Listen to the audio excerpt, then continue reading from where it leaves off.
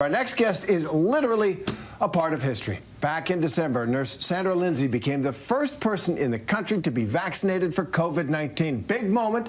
We all saw it.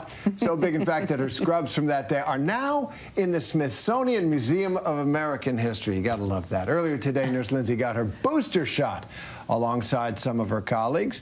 And Nurse Sandra Lindsay joins us now just hours after that booster. Sandra, thanks for being with you. And I guess one of the questions people want to know, how are you feeling after the booster shot? Thank you for having me. I am feeling great. Today marked another milestone in my commitment to do my part to put an end to this deadly virus, and I feel great. Well, I just want to take you back for a moment, if you don't mind, and talk about when you got that first shot here in the U.S. and the world watched you. What did that feel like? You know, take us back to that moment. We're looking at it actually right now along with you.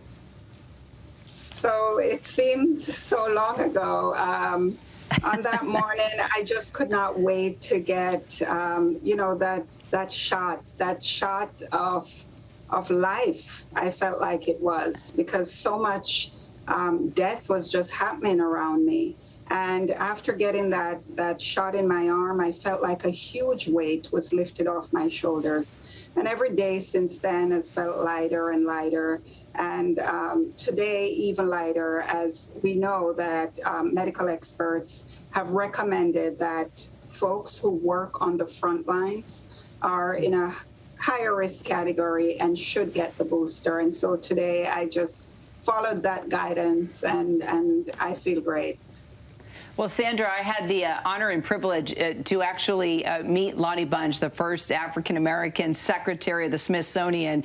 And while profiling him, he said, hey, I want to take you down to see what we're preserving to go on display at the American History Museum. And guess what was there? I got to see your scrubs. I got to see your vaccination card. As a matter of fact, here we go. Here's the vial where the vaccine was taken from. We're looking at the images now.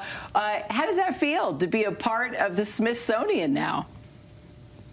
I'm just so honored and humbled to hold this place in history, and just hope that it serves as an inspiration for people all around the world, that, you know, they can do this as well.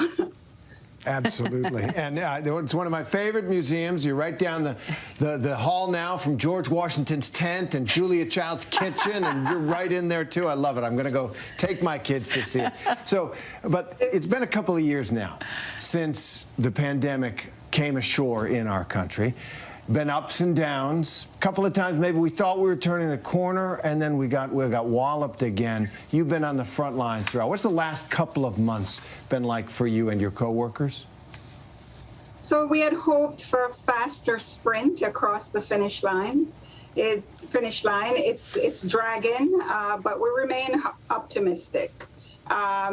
You know, we're continuing to follow the science and to do the work, and we just want to encourage everyone else who is on the fence that they, you know, consult medical experts and get their questions answered so that we can, you know, get across the finish line. We're definitely closer to the finish line now than we were 18 months ago. And, you know, we're going to keep going. We'll get there. But we have to do this together.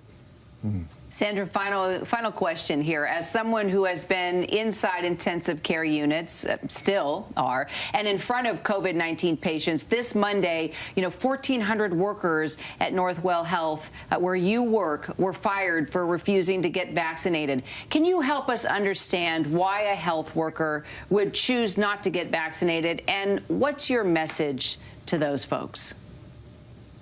So my simplest answer to that is, in addition to being healthcare workers, they're also people, and they have differences of opinions about the vaccine. Some need more time to get more answers. You know, they're our friends and our colleagues, and we love them and just wish them all the best in future endeavors. If they decide to change their minds, we will welcome them back with open arms. And like my message to the general public is if they're on the fence and need more time and need more answers, that they're consulting medical experts. Nurse Sandra Lindsay, thanks so much for being with us.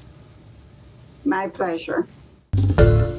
Hi, everyone. George Stephanopoulos here. Thanks for checking out the ABC News YouTube channel. If you'd like to get more videos, show highlights, and watch live event coverage, click on the right over here to subscribe to our channel. And don't forget to download the ABC News app for breaking news alerts. Thanks for watching.